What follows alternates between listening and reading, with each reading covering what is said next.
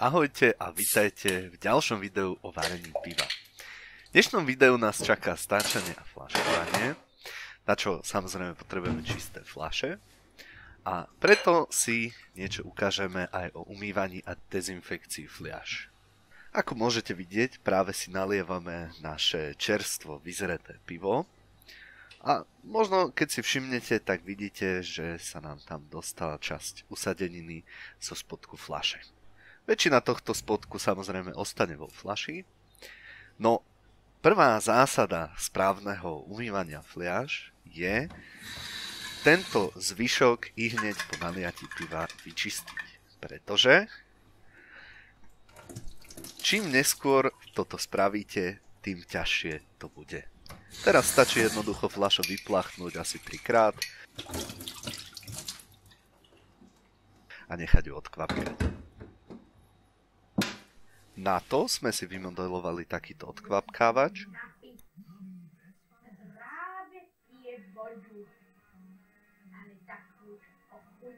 a vytlačili ho na 3D tlačiarni. Čo však ale v tom horšom prípade, keď fľašu zabudneme umyť, prípadne ju dostaneme špinavú od niekoho cudzieho. Do každej fľaše najprv napustíme trochu vody, ktorá postupne rozmije zaschnutý koláč. Usadený.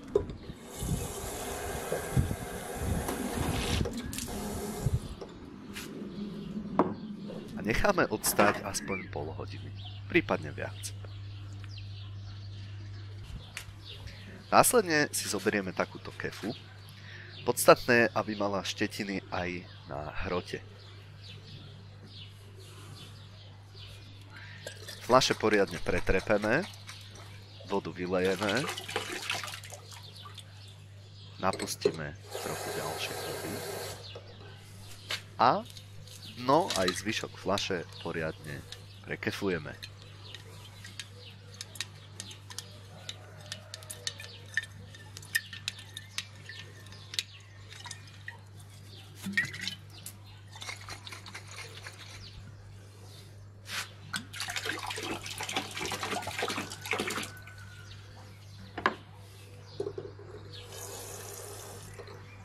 No a nakoniec fľašu ešte raz prepláchneme.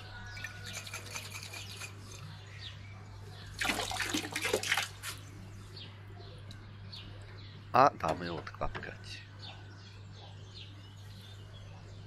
Tento proces je relatívne zdĺhavý a preto je najlepšie ho robiť iný deň ako práve ten, kedy budeme fľaškovať.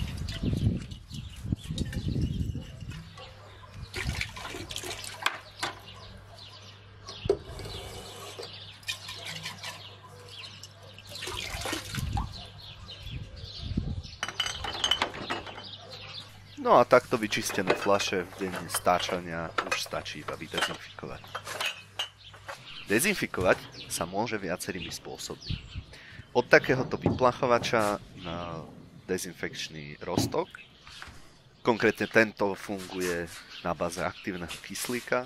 Môžeme vidieť, že sme si na ňo napísali konkrétne dávkovanie, aby sme ho nemuseli hľadať v tom miniatúrnom texte. Drahšia verzia tohto konkrétneho vyplachovača má na spodku preliačeninu, ktorá sa dá nasadiť na vrch tohto odkvapkávacieho stromu. Avšak táto lacnejšia verzia sa tam nasadiť nedá. To nás však nezastaví, nakoľko máme 3D tlačiare, nebojíme sa ju použiť.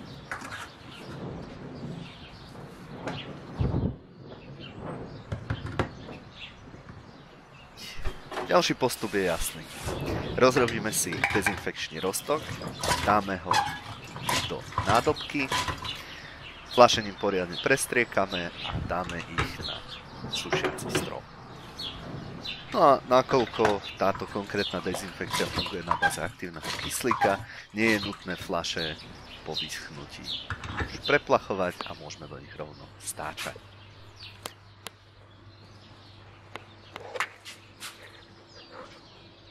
Po skúsenostiach s covidom však vieme, že aktívny kyslík sa dá vyrobiť aj inak.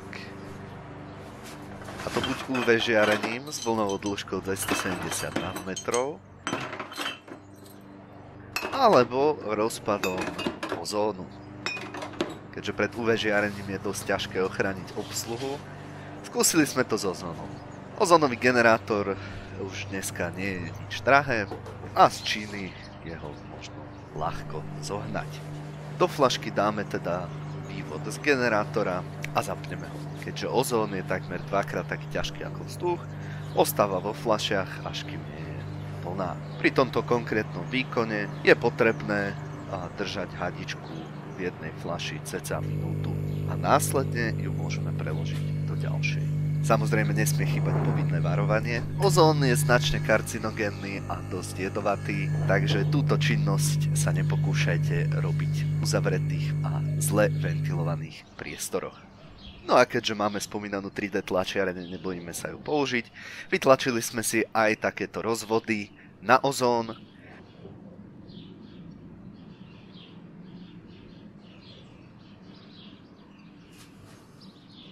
ktoré presne sedia na 16 fliaš klasickej pivovej prepravke.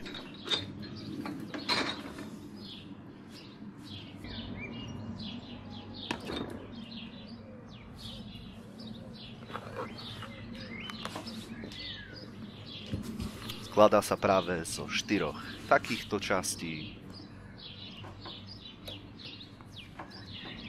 a jednej takejto, ktorá rozvádza ozón do zvyšných 4.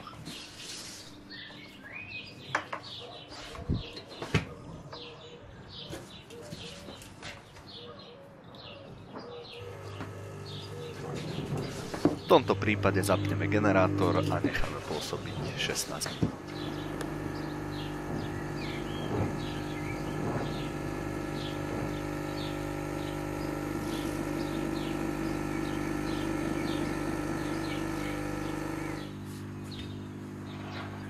Do samostatnej fľaše si dáme stáčatý nadstavec a ten vydezinfikujeme spolu s fľašou.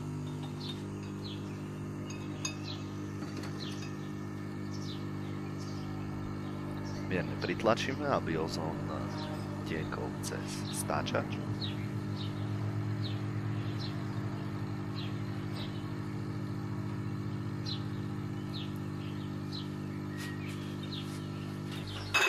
No a keď chceme dezinfikovať ďalších 16 fliaš, rozvody jednoducho preložíme. Prípadne môžeme vypnúť ozónový generátor, kým ich prekladáme.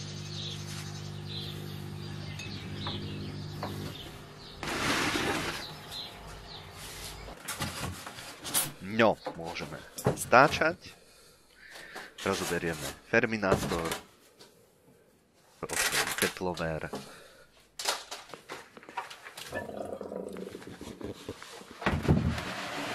pripravíme si klasnú nádobu na stáčanie.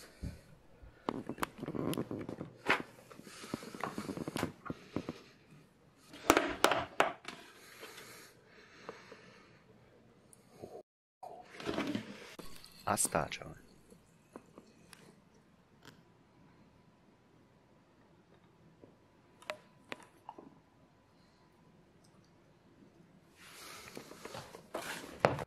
Cítime buď 2 tabletkami dextrózy na pol litra, alebo prípadne existujú takéto odmerky. Konkrétne na pol litrovú fľašu je táto stredná. Naberieme si glukózu, nasypeme cez lievik, aby nebola všade.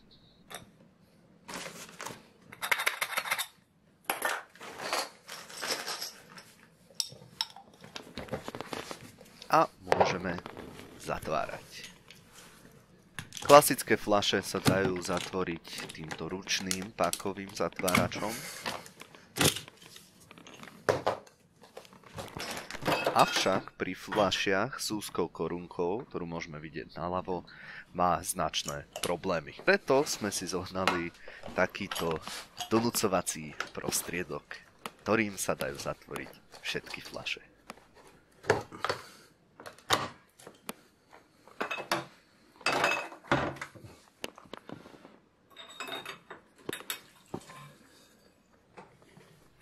Tak, a máme stočené.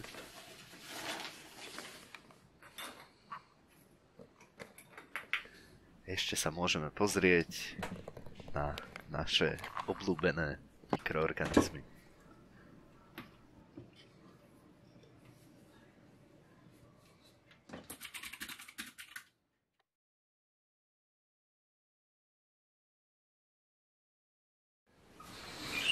No a túto vežičku necháme pri teplote kvasenia týždeň a následne tieto pivá dáme na tej týždne do chladničky na 5 stupňov Celzia.